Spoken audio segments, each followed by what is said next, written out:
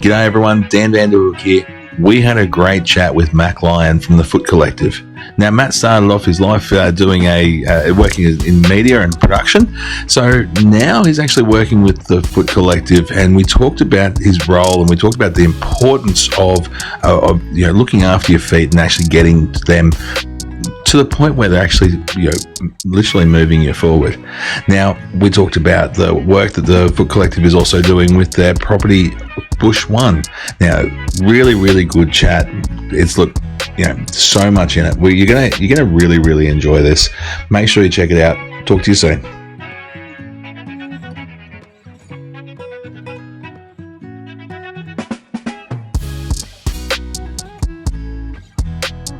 Hi everyone, and welcome to Eco Convos with Dan. I'm your host Dan Vanderhook, and we are here tonight on a new platform. We're giving something different a go. So our guest today is Matt Lyon from Stories Told and the Foot Collective. Matt, thank you for coming on board, mate, tonight to have a chat and for introducing us to Zencastr. My pleasure, mate. Let's hope it all goes smoothly, and I don't get thrown under the bus for ruining a podcast. It's all on you, man. So it's one of those things. Yeah, no pressure. Good scapegoat having me up first. That's right. Mate, look, mate, first up, thank you so much for coming along and having a chat with us. I really, really appreciate it. And Mac, we're here talking today about Stories Told, which is a video production company that you run, but also we're talking about the Foot Collective as well. Mm-hmm. So, mate, they're two rather different sort of platforms, should I say? Yeah, different industries for sure. Yeah.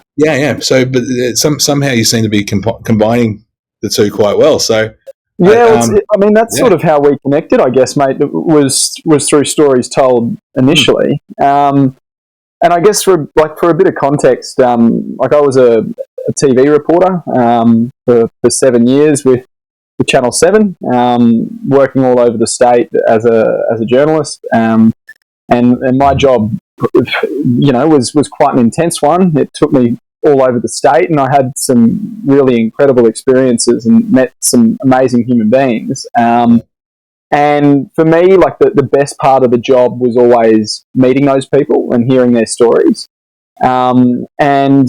Essentially I sort of got to the stage where maybe beaten down a little bit by COVID and doing stories like that day in, day out. And also I was a crime reporter for the last 4 years of my career. That's pretty full on.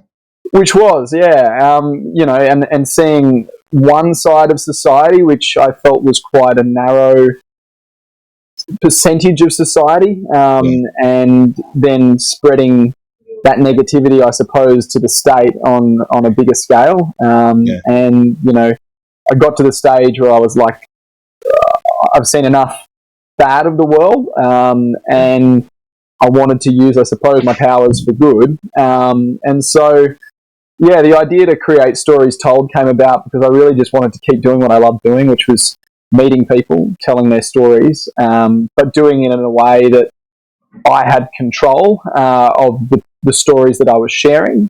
And, being a journalist, I'm still a journalist, and that brings with it, I guess, a bit of an ethical and moral duty to make sure that the stories I'm sharing are accurate and fair. And essentially I've come into a world of marketing really with Stories Told. It was, I think when I made the decision to make the move, I needed to make it work so that the stories that I was going to be telling, I wasn't selling out, essentially. I wasn't just going to tell people stories because they were paying me money. And I mean, that's the model that I'm working on. It's sort of marketing meets storytelling, and businesses pay me to tell their stories, similar to what I would have done on the news, but longer format, sort of, I guess, Australian story style.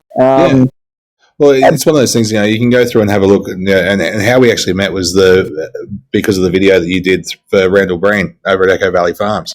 We had him on our podcast having a chat, and when we talked about the idea of doing a video at his place, he said, well, actually, I've got a mate of mine who's already made one. What do you think of this?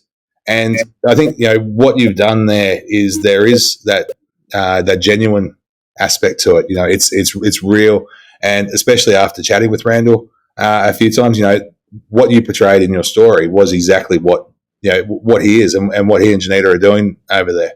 And that was mate, that heart and that genuine nature of it comes across. Yeah, and mate, I'd come from an industry where news has been done the same way for the last 60 years. They've been putting stories on at 6 p.m. and I got to the end of it where I was having to squeeze my day and into a minute 20 every night. And I'd get to meet all these incredible humans and hear all of these incredible stories, but the bosses were saying that no, a minute 20 is all the viewers need to hear, and that's all we've got time for, and also all I had time for really in the day. But there's more to those stories, and my argument was that if you tell it right and you let the humans behind it tell their stories with passion and empathy, and you give them the time that they deserve, then people will listen and people will engage. And like you said, I mean, there's no way that you could tell Randall and Janita's story in a minute 20. Look, I don't think we even told their story in 40 minutes when we did the podcast. Exactly. To do that would be absolutely impossible. That snapshot of someone's life, telling that story, you're not even going to get close to a full picture by doing that. In fact, you're going to be making a judgment essentially about someone on such a tiny little part of them, and if they're not able to articulate themselves properly, or they're not able to get that message across quickly, it's going to be lost. Yeah, and that's exactly right. And I mean, I think I've sort of stepped into a marketing world where businesses spend big money on getting video companies to come in and produce content for them. Yeah. And they get a video in the end that, it looks great. I mean, it looks flashy and it's got drone shots and gimbal shots and it's all, look, you see those videos and you would see it in your industry, the real estate videos of people walking through houses, and it all looks whiz bang.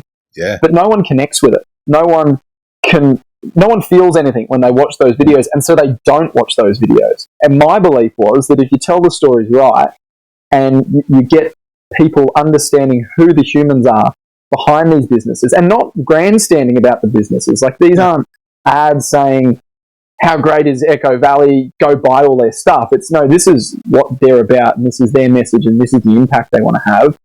And if you choose to support them, then you're supporting them because you believe in what they're doing. But I think it does. I think it does help. It works on so many levels because it does make you want to go and support them. It makes you want to go and say, well, look, every time I go and buy their, I'll buy their fruit and veggies, or I'll buy their beef, or I'll buy their chickens, or buy their eggs. You're going in and you're saying, well, I've seen the kids I'm helping. I've seen the family, I've seen the work that goes into it, the passion that goes into it. It makes it real, and that makes all the difference. And we see that all the time. I see that all the time in real estate and trying to do the videos. I never want to do your very, very template driven real estate video. And so the guy I work with, we script a video, we go through it actually and set it all up. So it's telling a story about the property to do exactly that thing, have that emotional connection for people. And it works. It makes such a difference when it's real. Yeah. And that's exactly right. Like, I mean, I did Randall and Janita's story was for free because when I started out, because it's an unknown concept and no one's really tried it before, I wanted to prove that the concept would work. And so I went around to businesses and brands who were doing things that I believed in and offered them my services for free, essentially. And Randall and Janita were kind enough to invite me in. And that was just came organically through someone else who was a PR lady who actually had them on the books, and I approached her just saying, do you know anyone? And they took, what was meant to be a couple of hours, they ended up taking half their day to show us around the farm. And mate, by the end of that, I'd signed up to the CSA, and I get my meat from them every month now, and I catch up with Janita at West End to pick up my box of pork and beef and eggs. And for me, it was something that until I had seen it firsthand and understood what they were trying to do, it wasn't on my radar. It wasn't something that I was even thinking about. I'd seen Kiss the Ground, the documentary, which you may have seen as well. Yeah, that's brilliant one, that. Brilliant. And exactly the same thing. It's a story. You get what it's all about through story. And that's what I'm passionate about is the storytelling aspect of things. And I feel like that has been lost a bit in news because we get it all rammed down our throat, and it's all to try and grab attention and fearmonger and frighten audiences into watching. But I want to make audiences feel something. Yeah. Man, I think that's fantastic. I'm loving what you're doing. I've watched a number of your films there on YouTube and whatnot. So people can go through and obviously search that through Stories Told, and you search that, it'll come up. There's a whole stack of them there, and so well done on that. Appreciate that, mate. The other side of it we're talking about is the Foot Collective, and I think this is where a lot of what you're here today comes from is a lot of why you're on an eco podcast as well is because of a lot of the mission statement that's there through the Foot Collective. So, mate, can you tell us a little bit first up what it is and how things started, and then we'll go on a little bit more from there. Yeah, so essentially the Foot Collective was started by a physio called Nick St. Louis over in Canada 5 or so years ago. He was a physio who was seeing a lot of people coming into his practice and his mate's practice with essentially the same issues. They weren't all having the same problems, but a lot of those issues were coming from the same root cause. And that root cause, he found, was a mismatch between their environment and their habits and lifestyle and their bodies. And he found that a lot of these issues, when you dug down to it, started from the ground up. And so he sort of started a collective of practitioners who saw it the same way. And it all comes down to in a large part, the shoes that we wear. For decades, we've been told that the narrative is that we have weak, stiff feet that need support. Our feet need cushioning. They need arch support. They need all of this technology that Adidas and Nike are more than happy to provide us to make our feet function properly.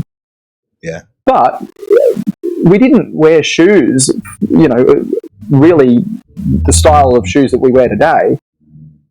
Back in the 60s and 70s, most kids never wore shoes, and it was something that, we were, I guess, told that we needed, but when did that change? I mean, for example, when you probably, I'm not sure if you have children, but when you have kids, you know not to put them in shoes. You understand that their feet need to develop and grow and get strong, and then something changes, and all of a sudden we're putting our kids' feet into narrow, stiff, rigid, cushioned shoes that don't let them feel the ground, and then we wonder why they have all of these growing problems, and that growth goes on through life, and we're seeing a lot of people coming to Nick was seeing it initially in Canada with these issues that are lower back pain, knee pain, hip pain, ankle pain. And a lot of it stemmed from just a mismatch between their connection with the ground. And so my best mate, Jim, who's a physio here in Australia, connected with Nick on Instagram because Nick he's developed what's called a balance beam. It's essentially a round bit of timber tubing that sits a few mil off the ground, that about 50 millimeters wide. You jump on it, and it's all about building foot strength and mobility, working on the balance. And because that's another big thing behind the issues that we were seeing, Nick was seeing was people are falling over a lot. Yeah. It's one of the leading killers among old people, or just among the society in general, is falls. Yeah, you can see they've got those alarms. You can see where people wear them around the thing for when they have a fall. It is a thing. And it's horrible. And it's not the fall that kills them. It's potentially the after effects of that. They have a hip replacement, or it's the beginning of the end for a lot of people, a serious fall. And it shouldn't be that way. It simply shouldn't be that way. And it's because we're unstable on our foundation. And that's because our foundation has not been properly looked after. And so Jim reached out to Nick and said, "Look, mate, I'd love to get one of your balance beams." And Nick said, I can't ship them over to Australia. They're a bit too expensive to get over there, but you're more than welcome to make one." And he made one and then made more. And before we knew it, we had the Australian arm of the Foot Collective here. And then I jumped on board at the beginning of this year when I sort of had decided to leave my job at Seven, and the business here with Jim had sort of we lived together as well, and we've been shipping the products from home, from our living room here in Auchenflower. And when the orders started to get a little bit too big, he decided that he needed a hand to make this work, and he also needed someone to help share the story of the Foot Collective. He's a physio, and he's the knowledge and the brains and the understanding behind why this is important, but he needed someone to help him communicate that. And I guess we were just lucky. Storyteller. Yeah, it just sort of worked. That's fantastic. I mean, I was having a look through the website and whatnot just to learn a little bit more about it. And while I was looking at that, I thought it was interesting actually. As soon as I saw the balance beam, and one of the things I thought straight away was, your foot. It is such an articulated, device. Everyone's feet are, but your shoes really do hold them quite rigid and quite firm. And regardless of what sort of shoes they are, cheap, expensive, well engineered, not. There's nowhere near as much movement through them as we do have with our bare feet, and that really started resonating with me quite a lot. And so and you guys have got a heap of other products there as well. Yeah, I mean, for us, our big thing is there's a big movement towards exercise and training and people getting fit and healthy. But I mean that myself. Yeah, exactly, and I guess there's a big driving force behind all of that is people feel like they've got to work towards getting a healthy body, and it's got to be work. And that's just not fun for a lot of people. I'm one of those people. I don't like to go to the gym and work out. We like to play. And so what we've tried to do with our products is to show people that it doesn't have to be boring. People have been doing foot exercises for years, with mobility balls and all of this, but they can be boring. Rolling a ball underneath your foot isn't fun, but if you start playing with a hacky sack or you jump on a balance beam, you can get into this flow state that makes that movement and that training fun. And then if it's fun, you want to keep doing it. So it's you're going to do it more often. You're going to do it for longer periods of time. You're going to, Yeah, and like a big thing for us, we sort of bandy around two words that we think are pretty key to our philosophy, and that's habit and habitat. We think that the big struggle that people have is building strong habits. Yep. But to make that happen, you need to have the right habitat. And that habitat is the environment you surround yourself with. So a balance beam, or we sell ground living tables as well, which are low tables to the ground that encourage people to get on the ground more, which is great for mobility. Because we say chairs are our other enemy. Our two enemies are chairs and shoes. But what we're all about is creating that environment that makes that movement welcoming and encourages you to do it. So we call it functional furniture. You put a balance beam in your living room, and every time you walk past it, you'll jump on it. Yeah. As you go along. Yeah. Exactly. And you've got yourself some more balance in your day that you didn't have before it. It really pushes that gets that whole inner child going along, and like you said, that goes back to once again play. And that's how kids our young kids learn as they progress, and it's how we will actually learn best ourselves, even as adults, is getting in, doing it, having fun. It works. It promotes neuroplasticity, which essentially gets the brain working and gets the brain thinking of new pathways, and really I think it's kind of sad that in our society we've forgotten as adults how to play, and play is doing something not as a means to an end, but as an end in itself. You're doing it because it feels good, not because you're working towards something. And if you're doing that, then you're going to keep doing it. Yeah, absolutely, I agree 100%. Yeah, that's brilliant. And you've got it on your website. You got that the hashtag players the way. Yeah, and like that's what we're trying to get to, is that that it is the way. And we've also currently got in development a program that we're targeting towards kids. We call it hacking the system. So we essentially realised that Hacky Sack was a really powerful tool because it's play-based, that works on the foot mobility, dexterity, your balance, and for years people have been playing Hacky Sack, but they've been doing it in shoes. And so what we decided is that we could use this tool to promote movement, but in a fun way. And what we've developed is an injury prevention course for kids to get them playing with a Hacky Sack and on our balance beams, and teaching them that, these are actually great ways to prevent injuries, but injury prevention, for any kind of sports kid is either non-existent or it's boring as all hell and they don't do it. So again, it's just trying to switch the narrative and show people that movement can be fun and you can build it into your daily life as a habit by surrounding yourself with the right habitat. That's brilliant. That's the thing. Taking that, going that step further, and was that obviously next progression is talking about habitat. So where you guys actually differ from or some other businesses around, you're looking at your mission statement actually goes through and talks about your wanting to move to a more sustainable world, and actually sustainability is a key thing for you guys. I think that's really important, and you partnered up. Is it Reforesting Australia? We've partnered up with Reforest now.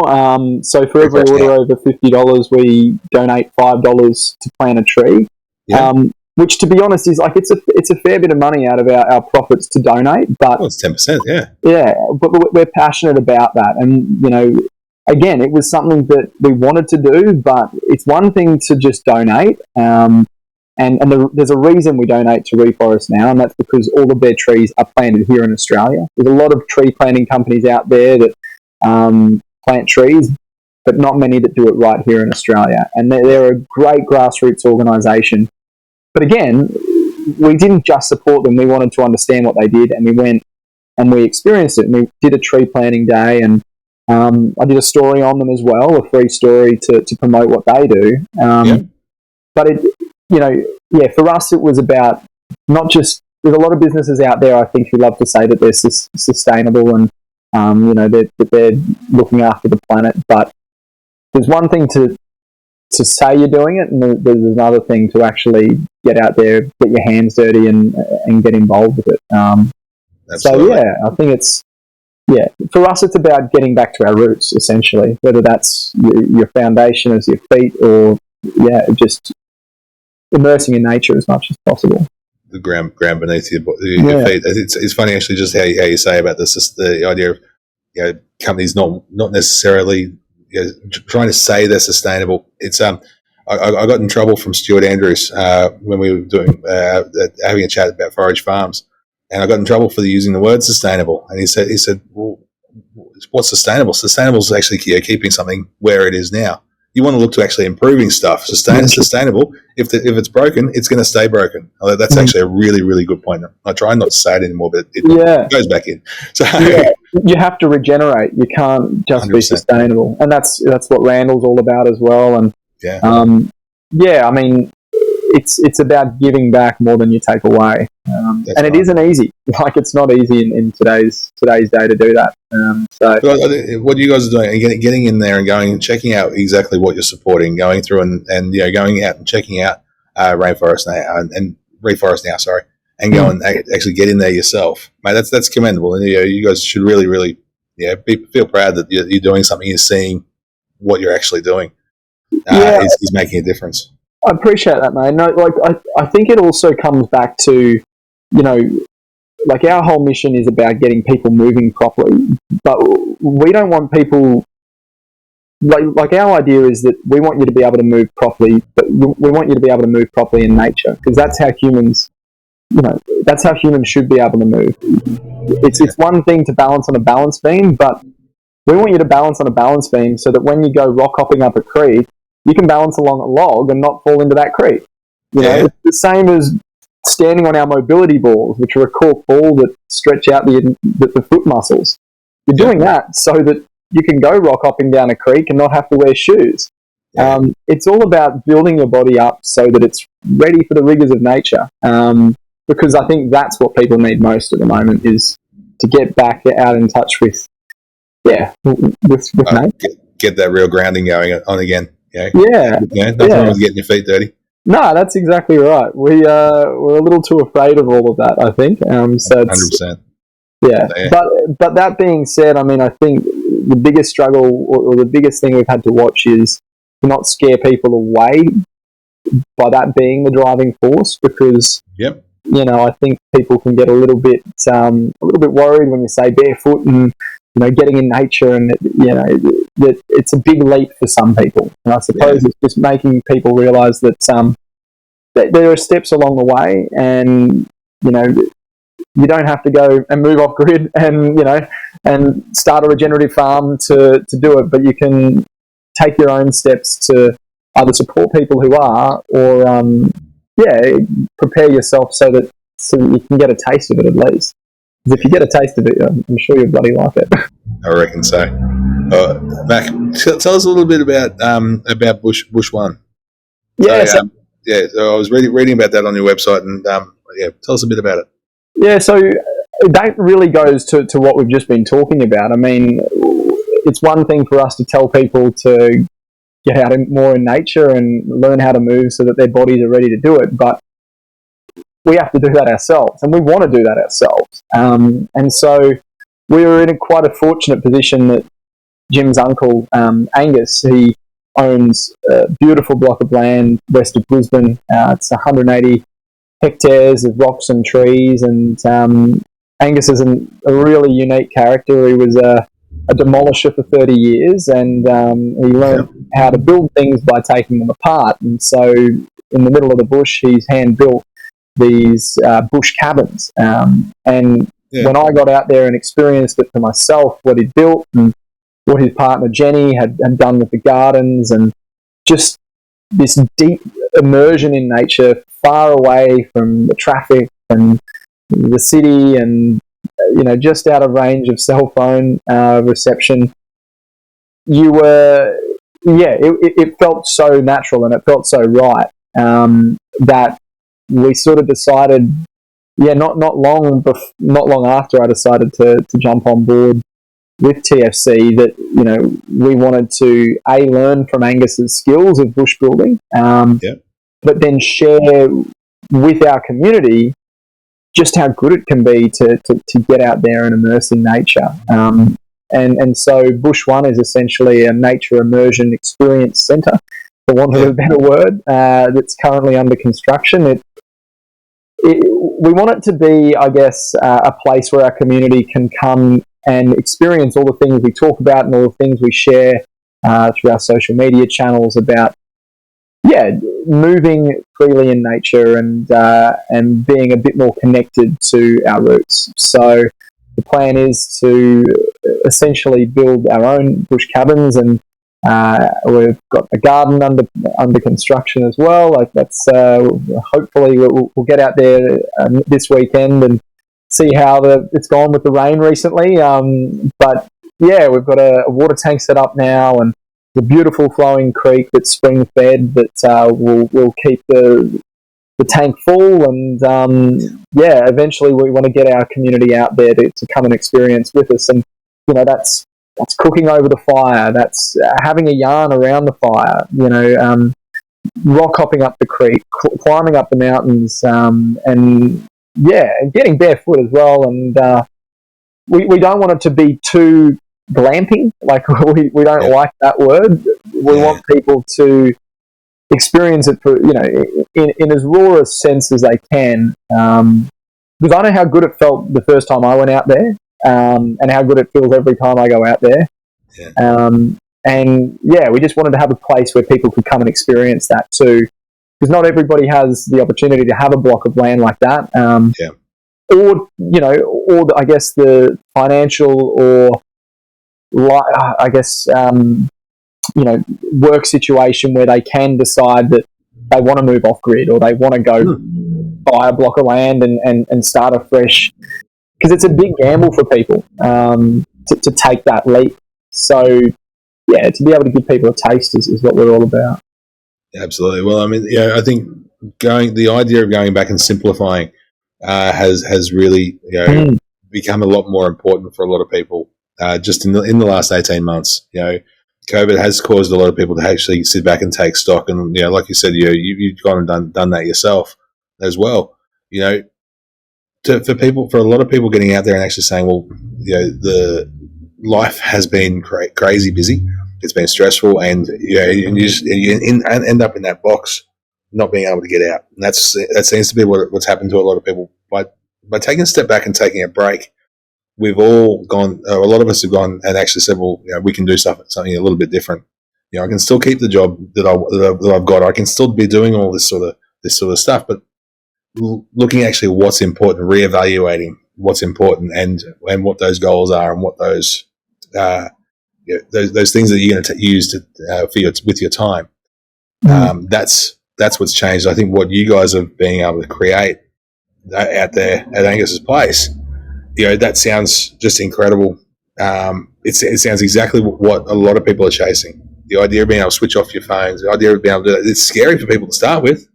The idea of being not being connected, holy moly, that's a freaky thing. But when you do it, like you said, your first time out there was incredible. You were blown away. I think most people would feel the same.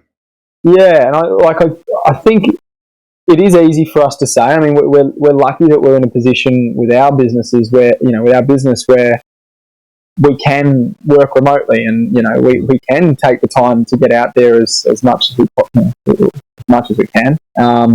But life still gets in the way, and we'd like to get out there more too. But I think you're right. It's just prioritizing or shifting those priorities, and people realizing, what they do want to do with their time. Because I know I was in a city job, deep in COVID, day in, day out, grinding, doing the same thing. Yeah. And I needed to take a step back and just go, okay, what do I actually want to do? And is this fulfilling, a purpose for me? Is this what I want to turn around in 10 years' time and be? So, my dream would be to eventually own my own property and have a great off-grid setup and be able to have my own gardens and learn everything from Randall and Janita as I possibly can, and mimic that on a miniature scale. But these things take time, and so for now, we've been lucky enough that Angus is happily sharing his property with us, and he's of the same mindset. He's not. We're not paying anything to use this land of his. He's literally just said, "Up, mate, I've got 180 hectares of it, and I want to share it with you guys." So. That's awesome, man. And look, I think it is when you do have that change in priority, and you do say, "Well, this is something I want to do." It's anytime anyone takes up a hobby, that's what they do. They've all of a sudden they've dedicated time. I'm going to be doing this more often. It's a new hobby, and if you can do that, you go out and experience that, and you go and you have that time. All of a sudden, I've got to go back to work during the week, but my weekends, that's what I'm doing. And mate, it comes back to the play. Like that's playtime. It's playtime on the weekend. If you shift that perspective that I'm not going out to work on my property, I'm going out to play and build what I can, and do this job, do this this task or do that task, but approach it as though it's something that is just doing it for the activity, not doing it to have the end result. And I think that's the power of it, is that. Yeah, it's shifting that perspective from it feeling like work. Yeah, absolutely. Yeah, it tops up your tops your tanks back up, gets your energy going again. Brings you back to life. Yeah, and all of that stuff that you're doing as well. This is the beauty of what we've found is you're having fun and you're really enjoying yourself while you're doing it, but you're working as well. Yeah. You know, you're digging, you're hammering, you're nailing, you're really working your body, and it feels so good afterwards, because your mind and your body are getting a workout, but in the best possible way. That's right. It's that push. It's that fresh air. It's everything. Yeah, exactly. And I think, you know, our big message is like sort of restore to explore is a bit of a tagline that we've been running with lately, and we get a lot of our customers who come to us looking to restore their bodies because their bodies have essentially been the victims of our modern lifestyles, and they're looking for a way to get out of pain. And our whole mission is to not just get you out of pain. We're not here just so that your feet stop hurting. We want you to get out of pain so that your body is then ready to explore its limits. And, you know, the way you do that is by pushing beyond your boundaries. And for a lot of people, that means just getting outdoors more and kicking your shoes off and experiencing nature. Yeah, absolutely. So, I mean, it's one of those things. It takes that whole process, that whole philosophy that you've got, and that they're actually building people up. That's really taking, you know, regeneration. That's taking self-sustainability. It's taking off-grid. It's taking everything to a whole new level because it's working. It's you're doing it from, you know, what you've been building, what you've been so what you've been building physically, what you're doing with your body, everything that it goes through. It's all combined. It all works. It's completely holistic. You know, it's a holistic approach to health. And it doesn't have to be hard. This is what we want to get across, is that, you know, it doesn't have to be this day in, day out grind.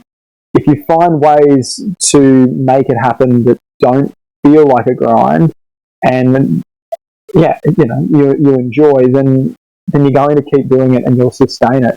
And I guess another project that sort of ties into all of that we've been working on is I don't know if you saw Project B on our website. It's essentially, we have some honey beams that we sell. We call them honey beams. They're just balance beams that we've had painted yellow with a honey beam symbol on them. But all of the profits from the sale of those beams are being put into a project called Project B, which is working with a local beekeeper here in Brisbane, Paul Wood, to essentially set up beehives out at Bush One. So again, it's just our way of helping give back, but also to educate people. So Paul does incredible work here in Brizzy. People call him up when they've got a beehive in their ceiling, or a colony, I should say, in their ceiling or their wall. Paul comes along, cuts a hole in their wall, has his specially designed vacuum sealed sucker that sucks the bees out of the wall, and then he moves that colony into someone else's backyard, into a beehive that he's built, and gives half of the honey he gets in the wall to the homeowner and keeps the other half. And, you know, he is then creating backyard beekeepers by moving these colonies that had invaded someone's home and were a nuisance, and giving them a new home, and giving those people who've purchased the hive and have the new colony, they become beekeepers. And so that's what we want to do out at Bush One. And the idea is that we'll document that journey and share again with our community the importance of having bees, which, you know, cannot be underestimated. So absolutely. Yeah, it's trying to be as holistic as possible with what we're doing, so that essentially, we call ourselves a health education company because it's not about selling products, it's about teaching people, and that's our main driver. That's brilliant. Look, I want to touch really quickly on Rewilding Suburbia. Is one of your other projects you were talking about through your website. I want to talk about that. Unfortunately, we've got to be pretty quick about it because holy moly, how does 40 minutes move so quickly? Where did it go? Oh, it's just unreal. I can't every time. So can we have a really quick chat about that? Yeah, mate. So essentially, Rewilding in Suburbia, it's the brainchild of what we call a foot nerd, one of our foot nerds down in Melbourne. So they're just people in the Foot Collective who are passionate, who've done a course to essentially understand the core values of TFC, and that is run by Georgina Davies down in Melbourne. She has 2 young boys and her husband Steve, and they live on this suburban block in Melbourne, and essentially have created this abundant food basket on their 900 square metre block in suburban Melbourne. And it was breathtaking. We got to go down to Melbourne while we were on our most recent tour for one of our TFC workshops, and I'd never met Georgina or her family before, and she invited us into her home. It had all been over social media before that, and we got to just meet the family, and they're just the most incredible, beautiful family who are doing amazing things, growing as much food as possible as they can from home. They've got beehives, they have rainbow trout, aquaponics fish ponds where they look up, they grow their fish.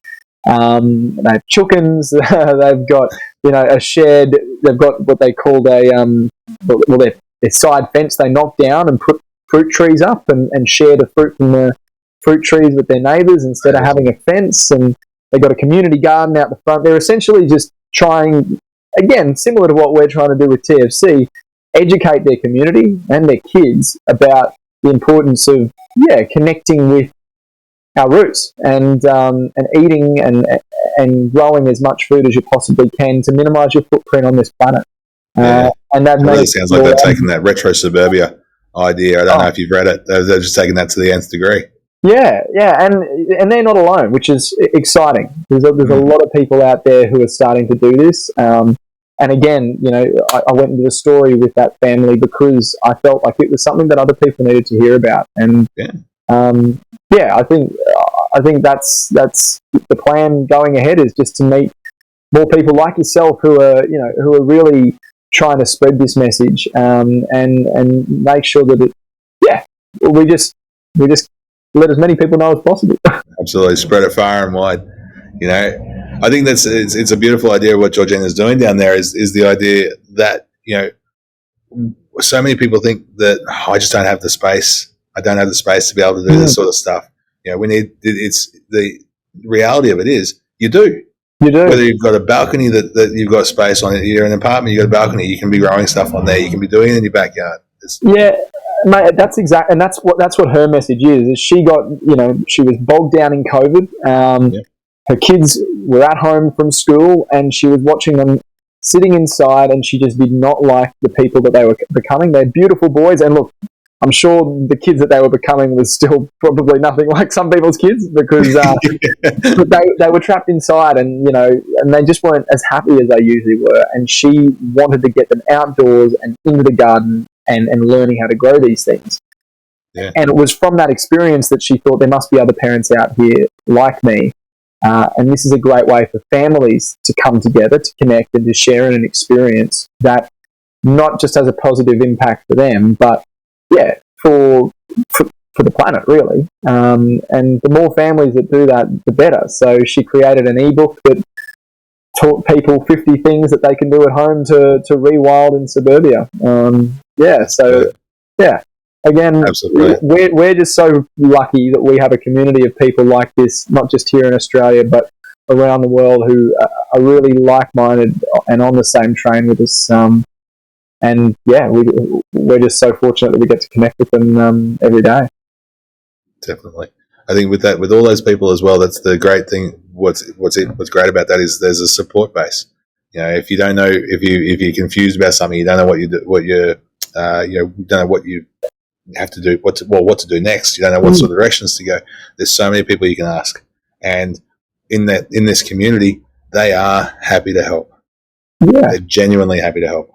Yeah, that's another thing that we value so much, is just the power of community. And while it is all online, a lot of it is online these days. People feel like they're a part of something, and that's so key in a world where we've been locked down and stuck inside and haven't been able to connect in person with people. To know that your people are out there and you're part of something, But we still can. We're using technology now, or a lot of people are using technology now for that tool. It's not just the idea of going out and being able to play games, or it's not just the fact that we can send emails. We can't. It's we're actually using it to connect with people, which is essentially what we've been sold over the years to say you can do it. We're actually doing it now. Yeah, and connecting. Yeah, I mean, look at us having this chat over the internet. Two people who've never met in person, but clearly with shared values, and it's all happened organically just through connections over the internet. So I think it's for all its negative connotations and all the bad things that social media and the internet have brought us, that is the one positive, is that we're able to really just reach people who are on our wavelength. Yeah. Mac, that's fantastic, man. Again, I really appreciate your time today. We go through, with all our guests, we go through 6 questions. We go through 60 and 60. Have you got 60 more seconds to go through it? Yeah, let's do it. All right, beauty. Mate, what's a personal habit that contributes to your success? I think morning walks and getting down to the park and getting barefoot as much as possible. I think probably just going barefoot as much as possible. That's it. What's the best advice you've ever received? That's a toughie. Probably find the purpose in your life. What's the one thing you're most fired up about today? You can only pick one though. So this podcast, you suck up. So, if you could recommend one book, I'm not going to say all podcasts, I usually do. If you could recommend one book or podcast to our audience, what would it be and why? The Power of Now by Eckhart Tolle, and I'm sure a fair few people have read that, but that really shifted my perspective on a lot of things. Probably worth a reread, actually. Yeah, maybe 3 or 4 times. The first time was a struggle. So what personal goals are you hoping to achieve over the next 12 months? Look, I'd like to get to the stage where, our business is essentially a little more self-sustaining, so that we can do more of the things that we want to do with our community. Get to a stage where the nitty-gritty is taken off our hands, so that we can do what we love doing best, and that's connecting with our community and sharing their stories. Do those passion projects. All right. Number 6, mate, the mystery question. What's the wildest thing you've ever done on a dare? Wildest thing I've ever done on a dare? It was probably leaving my job and joining my best mate in business. Nice. Yeah, come on, you didn't do that over a couple of drinks, did you? No. But it was still a wild idea, and one that I think's paying off. Yeah, it's exciting. So, Mac, look, mate, thank you so much for coming on today. Whereabouts can people catch up with you guys at the Foot Collective and Stories Told? Give the Foot Collective a follow on Instagram at tfc.australia. You can check out our shop at tfc-shopaus.com. And Stories Told is on Instagram at storiestoldu or storiestold.com.au. But really appreciate the time, mate. It was great to chat. Yeah, man, absolutely. Thank you again, and to all the listeners out there, look forward to talking to you next time. Cheers. What a great chat. I'll tell you what, Bush One sounds like the place to hang out. Look, I really appreciate the time Mac spent with us this evening. It was just a really, really good way to get to know someone and to, literally get things off on the right foot. I hope you enjoyed it. Make sure you give us a like. Make sure you follow the Foot Collective as well. Give them a like, give them a share. Check it all out. Check out what they're doing. If you are liking what you hear, share it amongst your friends. Share the podcast around. Look, it really, really helps us out. I'm glad you listened. I'm glad you enjoyed it. I look forward to talking to you next time. Cheers.